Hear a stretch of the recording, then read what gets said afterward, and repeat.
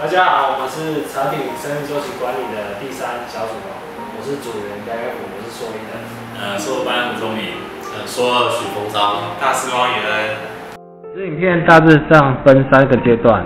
首先以企业纪元脊椎中的第8章里面事情永远都做不完的桥段来表达老板是不是只会出一张嘴呢？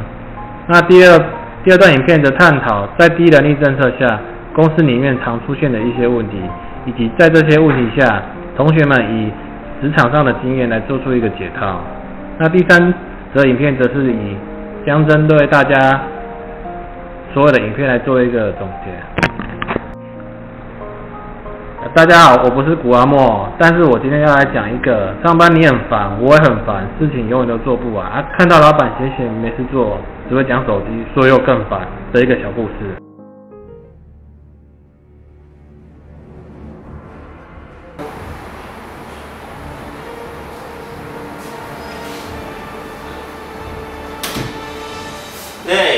邵董啊，什么事？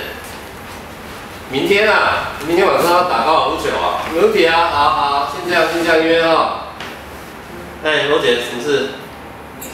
总经理，上次安德烈他是有跟我讲说，我们遭遇到那个报错价，还有那个侵权的问题有一套软体可以帮我们解决这2个的问题。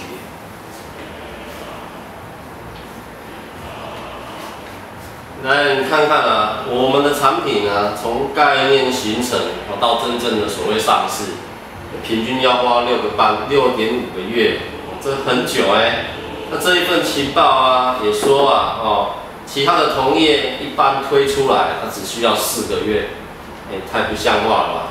这我们公司如果再没有好好加油，会被淘汰呢。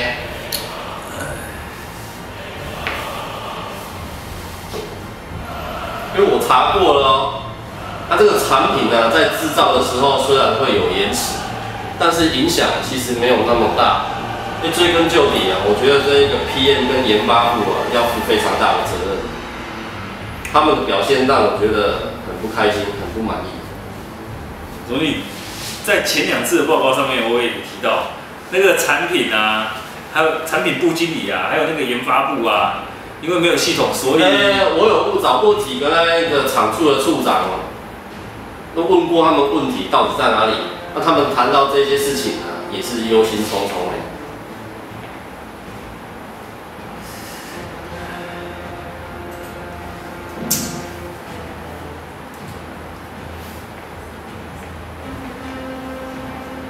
你再找看看看有没有什么其他软体可以解决先前你刚刚讲的这2个问题。搞不好可以缩短新产品的开发时间是。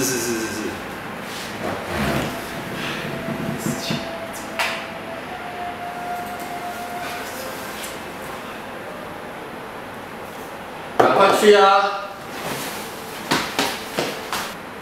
刚刚那一个企业纪元脊椎的片段我们呈现的故事其实真正的原因就是低人力的成本政策也就是说，一般员工他的待遇偏低，那职能训练不足，年终分红不够优渥，那续薪的条件也不好，缺乏公平性，是没有做到重赏之下必有勇夫，所以会有这么多低成本人力政策的一些状况的产生。那接下来我们就来为各位为大家介绍几个实例，来做一些分享与探讨。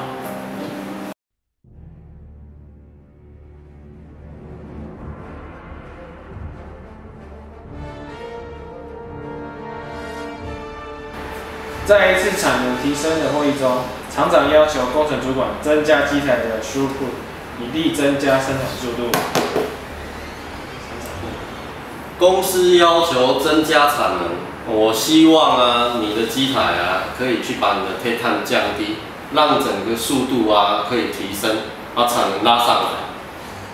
我的机台已经到最高速了，真的快没有办法提升了。因为这是你的问题公司请我们来做事情，又不是请我们来推事情。那公司的政策是这样，又不会买机台，你自己想办法。做不到的话，你自己去跟你的上头解释。在自产的提升会议中，厂长要求工程主管增加机台的修复，以力增加生产速度。以下是我们本组建议的一个做法。公司现在要求增加产能啊，那我希望你可以去把你的机台的那个碳碳把它降低，让整个机台的生产效率提升，去增加产能。我机台已经到最高速了，没有办法提升了。怎么会没有办法提升呢？派一个工程师啊，去生产线那边直接站线，看看机台的那个结构点、机构点，接货跟接货之间有没有停顿。如果有的话，那就是我们可以改善的地方啊。就有机会去借由修正那个 recipe， 把产能拉上来嘛，这样就不用花钱啊，是不是？真的呢，我怎么没有想到？我立刻去做。如果我有问题，马上会向你汇报。好，再讨论。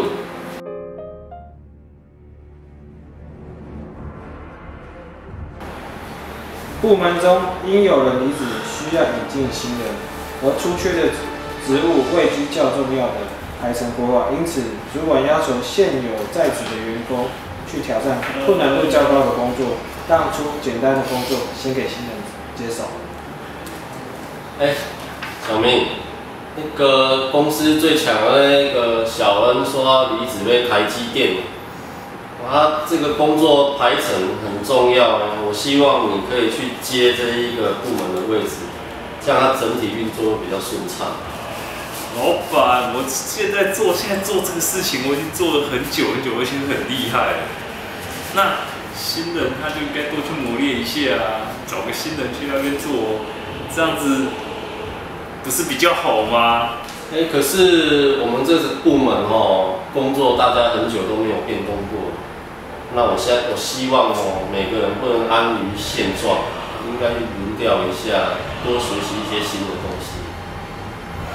这样，好像不是很公平。小明，那个公司我们部门内最厉害那个小恩工业力台积电的，他出缺那一个排程位置的话，我希望你去接任，这样我们整体部门内运作啊会比较顺畅，比较好。老板，我现在这个事务啊，我已经做很久了，然后我可以很厉害，又快又好。那至于那个位置，就留给新人，新人应该多磨练一下啊，让他去啊。不是安尼讲啦，我认为在这一个部门内你的能力也不错啊。由你来接那个最严重、最复杂的排程，是最适合也不过。尤其是这一个位置，对未来的晋升啊、跟绩效啊，也都会有相当大实质的帮助。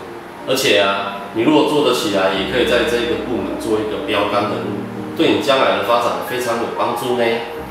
真的吗？可以加薪，又可以升等。好，我会努力试试看。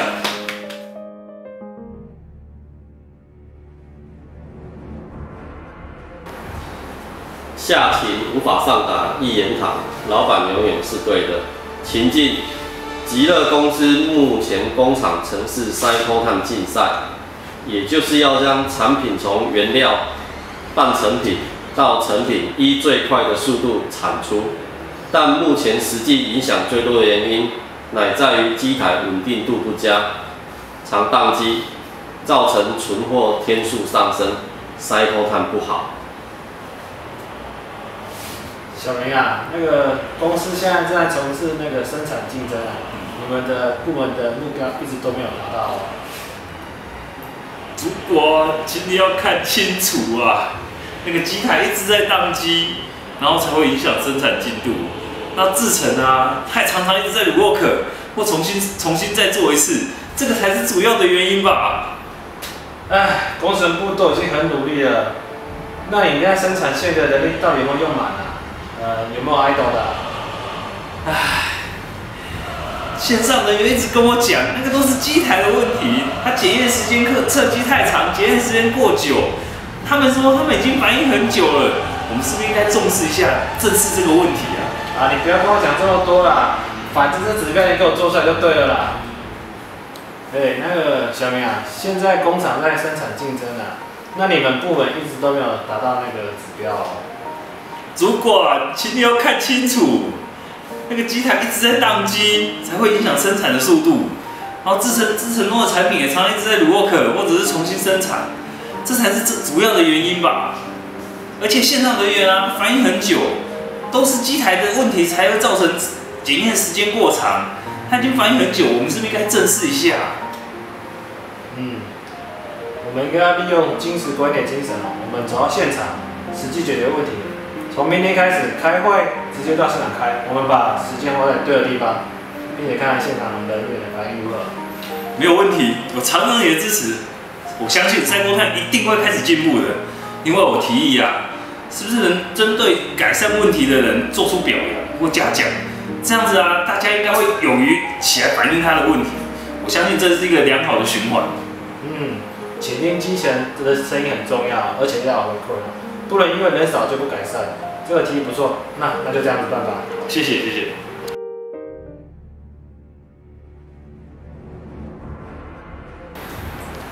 组织无情，人才不忠。这个情境呢，是极乐公司去年营收净利大赚了200亿元，但是对于员工的分红啊，以及相关利益却罔顾。老板啊，去年公司赚了那么多钱，然后现在又没有分红，跟当初我们进来的时候谈的一点都不一样。而且现在，景气又不好，又放了一些类似像无薪假的东西，到最后动员人力的时候，又叫我们去支援中资源企业，这样子我们非常的没有会出来。这就是公司的政策嘛，我们只能遵守，要不然就另谋高就啊。不要在老师这边抱怨东抱怨西的，我们做就是了。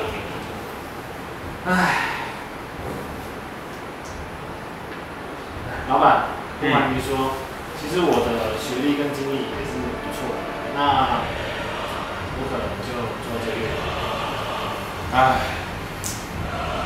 怎么都是这样。这是我们建议可以改善的地方。第一，应该建立资讯系统，以保存并累计技术与经验，将知识留在企业内的资料库之中，而不是留在随时可能会离职的员工脑袋里面。第二，可以考虑提供员工的待遇。第三，善用资讯技术，可弥补人才不足的情况，并可以让一群次级人才去完成高级的工作。但是一定要用对的地方以及职务，否则很容易造成更大的灾难。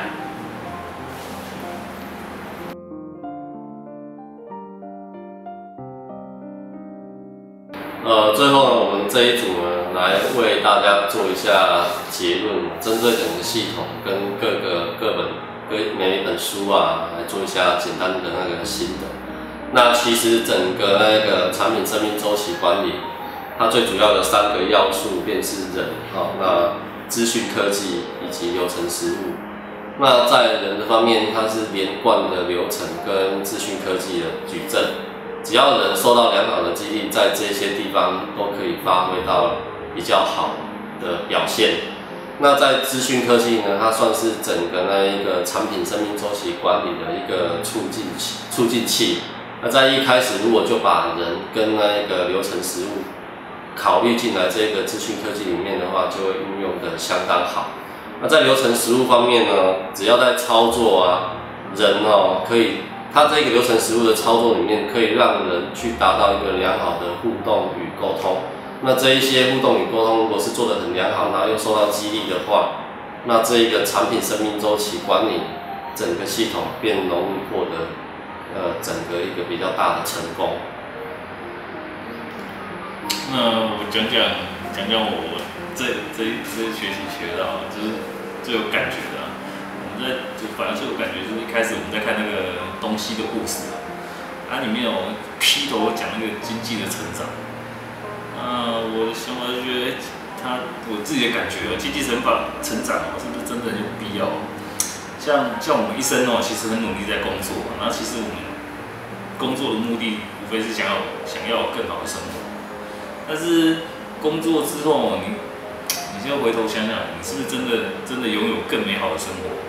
其实我每天的工作它占据我们一天的时间，事实上还蛮长的。事实上，像我自己就觉得，我失去了跟家庭相聚的时间，然后比较少的闲聊，因为我们工作回来就比较累，比较少的闲聊，然后对一些亲人，就是假设你兄弟的近况啊，事实上也没有像小时候这么亲密，渐渐就开始疏远。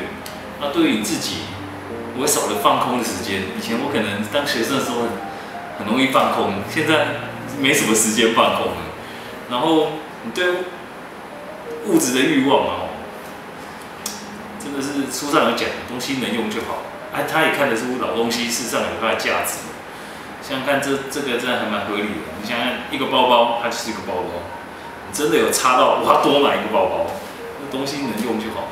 然后压抑你自己的消费，去看看，增加自己内心多一点的内心生活。这个是我对这本书呢，很有感觉，真的是很有感觉。这是我对东西的故事的看法、想法。那以下就变成我来分享，就是在企业巨人之间的那些心得。然后一开始的一些问题的一些侵权啊、报售价的一些发现啊，然后其实是没有问题，然后还有到两家系统商的那个竞争，然后也提到那个后来系统的一些带入，然后它里面的一些各模组的一些问题的一个回馈，还有磨合，其实这都是每个环节都是由人去完成，然后影响它的成败，其实都是人，所以我们的影片其实都是一直在描述的一些长官或部属之类之间的一些相处，或者是沟通之类的，其实很多问题都是因为是人的关系。所以就是从老师上一课第一本介绍的书，从东西的故事开始，一直到后面的很多的个案，像 A Team 还有 O Team， 还有企业界的脊椎这本书里面所提到 PLM 系统的问题，里面有很多不只讲到外面可能系统没有做好，或是它的流程有问题，更多的是在这个基石观里面也是提到，也说到我们人其实是最重要的问题，这很重要，所以我们说3次，人是最大的问题，是人需要改变。所以呢，我们觉得若是一个企业需要做得好，不仅外面的配套是做的，外面的这些它的设备是很好的，更重要是他们的员工是有一颗真诚的心，能够愿意能够吸引人去做正确的事情。若是这些它的制度能够是人性化的，也能够激励员工更多的把自己摆在公司里面，那想这个公司的前途是无限光明的。以上是我们的影片报告，谢谢大家。好，开始了。等等啊，真的啊。这是我们觉得可以改善的地方。我们第一是对不起，大家。部门中因有人离职，需要引进新人，而出缺的职位比较重要，位居重要的排程规划，因此主管要求现有的职员、现有在职的，请来了，居。上星期啊，安德烈啊，他有跟我讲说，我们上次遭遇那个问题，那个侵权啊，还有报售价的问题啊，有一套软体可以解决的。